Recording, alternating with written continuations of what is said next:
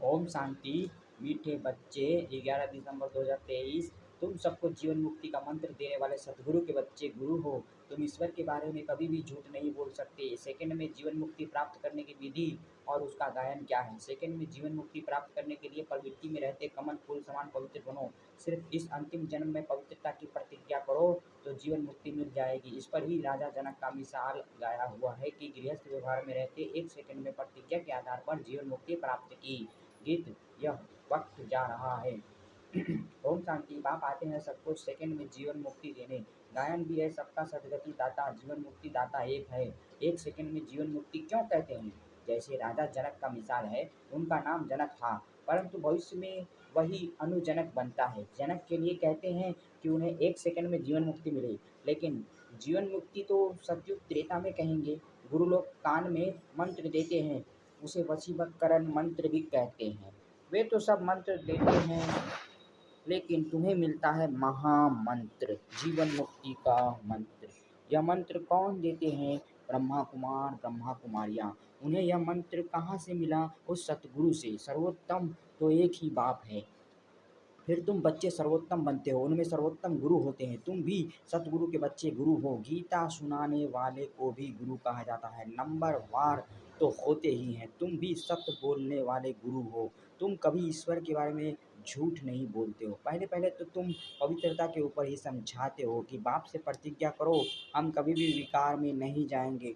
झूठ आदि न बोलना, यह तो कॉमन बात है। झूठ तो बहुतों से निकलती रहती है, पर यहाँ वह बात नहीं है। यहाँ है पवित्रता की बात। गृहस्थ व्यवहार में रहते इस अंतिम जन्म में हम बाप से प्रतिज्ञा करते हैं कि हम कमल पुष्प समान पवित्र पवित्र रहेंगे। तो यहाँ पवित्र रहने की बात है। कहेंगे यह तो बहुत ऊंच मंजिल है, यह तो हो नहीं सकता। तुम कहेंगे वाह, क्यों नहीं हो सकता? यह तो गाया हुआ है कमल फूल समान। यह दृष्टांत शास्त्रों में लिखा हुआ है। जरूर बाप ने ही ऐसी शिक्षा दी है भी भगवानुवाच या ब्राह्मणोवाच। भगवान सबको नहीं सुनाते हैं, ब्राह्मण बच्चे ही सुनते हैं। यह बात तुम्हें सबको समझानी है। मूल बात है पवित्रता की। कमल फूल समान पवित्र बनना है। जनक मिशल, वही जनक फिर अनुजनक बना। जैसे राधे अनुराधे बनती है, कोई का नाम नारायण है तो भविष्य में अनु नारायण बनता है। यह एक्यूरेट बात है। तो जो भी आते हैं उनको समझाना पड़े। सुना तो है सेकंड में जीवन मुक्ति। गृहस्थ व्यवहार में रहते ऊंच पद पाया जा सकता है। हम अनुभव से कहते हैं, गपोड़ा नहीं मारते हैं। भगवानुवाच, मुख्य बात समझानी है। भगवान सबका बाप है, जरूर जीवन मुक्ति दाता भी वही है। यह है प्रवृत्ति मार्ग। सन्यासियों का तो है ही निवृत्ति मार्ग। वह कभी राजयोग सिखला नहीं सकती, वह तो घर बार छोड़ भागने वाले हैं, तो यह ज्ञान दे नहीं सकते। यह है राजयोग। गृहस्थ व्यवहार में रहते कमल फूल समान पवित्र रहना है। सतयुग में भारत पवित्र प्रवृत्ति मार्ग था, वाइसलेस दुनिया थी। राजाई में स्त्री पुरुष दोनों चाहिए, तो समझाना पड़ता है। हम अनुभवी हैं।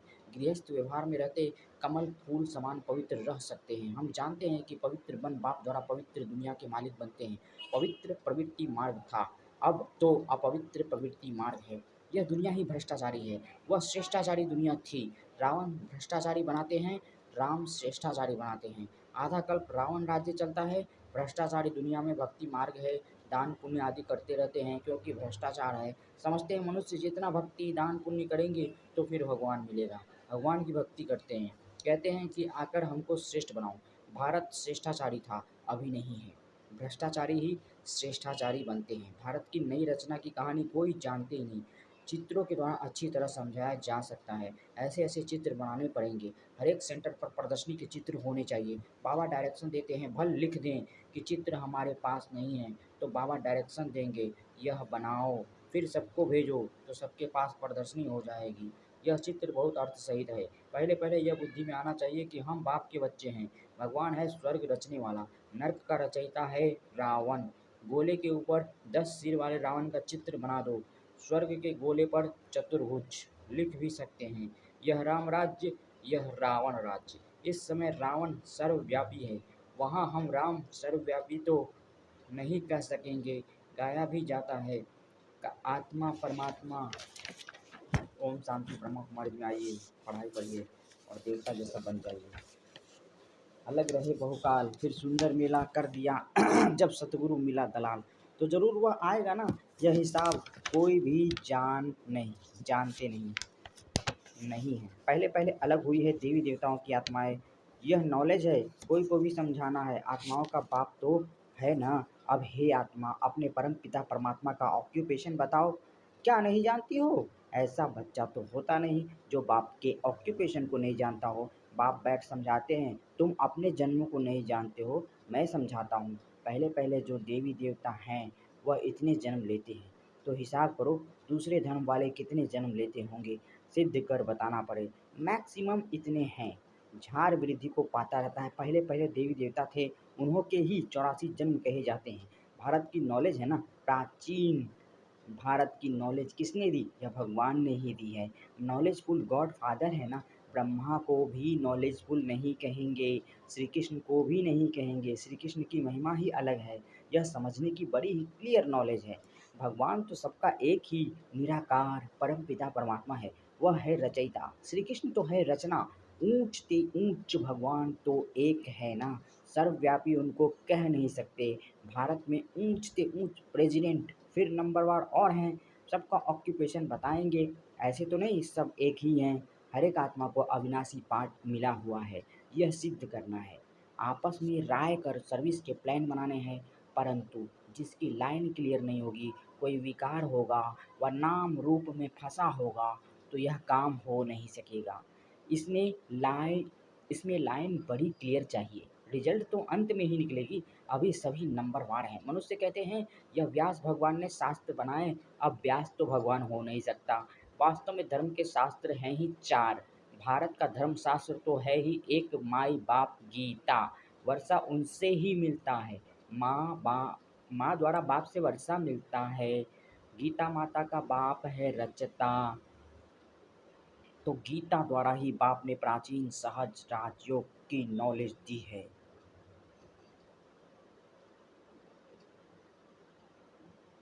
गीता तो भारत खंड का शास्त्र है। फिर इस्लामी का धर्म शास्त्र अपना है, बुद्ध का अपना है, क्रिश्चियन का अपना है। गीता तो है सबका माई बाप, बाकी शास्त्र हैं बाल बच्चे, वह बाद में निकले हैं। बाकी इतने वेद उपनिषद आदि यह सब किस धर्म के हैं, यह मालूम तो होना चाहिए कि यह किसने उच्चारे, उससे कौन सा धर्म निकला। कोई धर्म तो है नहीं। पहले तो सिद्ध करना है कि गीता खंडन की हुई है, बाप के बदले बच्चे का नाम दे दिया है। जीवन चरित्र तो सबका अलग अलग है, अलग अलग है। बाप कहते हैं सर्व धर्माणि परित्यज मामेकम याद करो। परमात्मा आत्माओं को कहते हैं तुम अशरीरी बनो, मेरे को याद करो। अशरीरी बाप ही यह कह सकते हैं, सन्यासी सन्यासी तो कह नहीं सकते। यह गीता के अक्षर हैं। सब धर्म वालों को कहते हैं अशरीरी भव। अभी नाटक पूरा होता है, सबको मंत्र मिलता है कि देह सहित देह के सब संबंध त्याग, माँ में कम याद करो तो तुम मेरे पास आ जाएंगे। मुक्ति के बाद जीवन मुक्ति है जरूर, पद जीवन मुक्ति का है। वाया मुक्ति जो भी आते हैं सतो रजो तमो से पास करते हैं। समझानी कितनी अच्छी है, परंतु बच्चे एक कान से सुन दूसरे कान से निकाल देते हैं। वैसे है बहुत सहज, तुम जगह जगह पर प्रदर्शनी करो, अखबारों में भी पढ़ जाए, खर्चा कर सकते हो, भल सब सुने। अखबार में तो जरूर डालना है, बच्चों को बड़ा नशा रहना चाहिए। बाकी टाइम बहुत थोड़ा बचा है। अतीन्द्रिय सुख की वासना गोप गोपियों से पूछो, गाया हुआ है यह गोपी वल्लभ के गोप गोपियाँ हैं। गोप गोपियाँ न सतयुग में न कलयुग में होते हैं, वहाँ लक्ष्मी देवी राधे देवी हैं। गोप गोपियाँ अभी हैं, गोपी वल्लभ के बच्चे पोतरे पोतियाँ हैं, जरूर दादा भी होगा, दादा बाबा और मम्मा। यह नई रचना हुई है संगम पर। आप कहते हैं मैं कल्प कल्प कल्प के संगम युग आता हूँ नई दुनिया बनाने। आसुरी संतान से तुम ईश्वरीय संतान बने हो, फिर बनेंगे दैवी संतान, फिर क्षत्रिय वैश्य शूद्र संतान बनेंगे 84 जन्मों में। फिर साथ साथ वृद्धि भी होती रहती है। झाड़ भी पूरा कंप्लीट चाहिए, प्रलय भी नहीं होती है। भारत तो अविनाशी खंड है, भारत की बहुत महिमा करनी है। भारत सब खंडों में श्रेष्ठ है, विनाश कभी नहीं होता। अच्छा मीठे मीठे सी मिलते बच्चों प्रति माता पिता बाप दादा का याद प्यार गुड मॉर्निंग।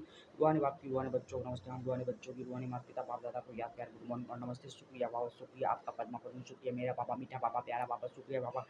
रात्रि क्लास 16 अप्रैल 1968। तुम ब्राह्मण बच्चों बिगर किसको भी यह पता नहीं है कि संगम युग कब होता है। इस कल्प के संगम युग की महिमा बहुत है। बाप आकर राजयोग सिखलाते हैं। सतयुग के लिए तो जरूर संगम युग ही आएगा। हैं भी मनुष्य, उनमें कोई कनिष्ठ कोई उत्तम है। उनके आगे महिमा गाते हैं, आप पुरुषोत्तम हो हम कनिष्ठ हैं। आप ही बताते हैं मैं ऐसे हूँ ऐसे हूँ। अभी इस पुरुषोत्तम संगम युग को तुम ब्राह्मण बिगर कोई भी नहीं जानते। इनकी एडवर्टाइज कैसे करें जो मनुष्य को पता पड़े। संगम युग पर भगवान ही आकर राजयोग सिखलाते हैं। तुम जानते हो हम राजयोग सीख रहे हैं। अभी ऐसे क्या युक्ति रचे जो मनुष्य को मालूम पड़े, परंतु होगा धीरे। अभी समय पड़ा है, बहुत गई थोड़ी रही, थोड़ी भी।